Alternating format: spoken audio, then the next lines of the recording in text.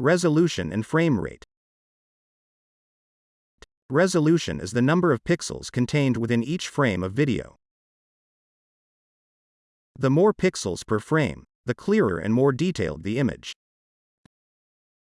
Some cameras can shoot up to 8K. Most cameras can shoot in 4K and HD. The higher resolution, the bigger file the video, and it would take more room in your device storage. So plan accordingly when shooting in high resolution.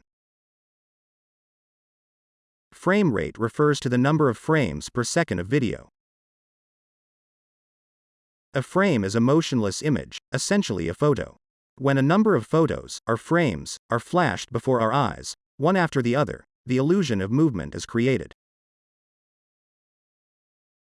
When we choose a frame rate, there are two things to consider: the frame rate we record, and the frame rate we play back. For instance, if you record a video at 60 frames per second, and play back at 30 frames per second, the action will be in slow motion. But if you record a video at 24 frames per second, and play back at 24 frames per second, the action will be in normal motion. Most US broadcast standard videos are shot at 30 frames per second.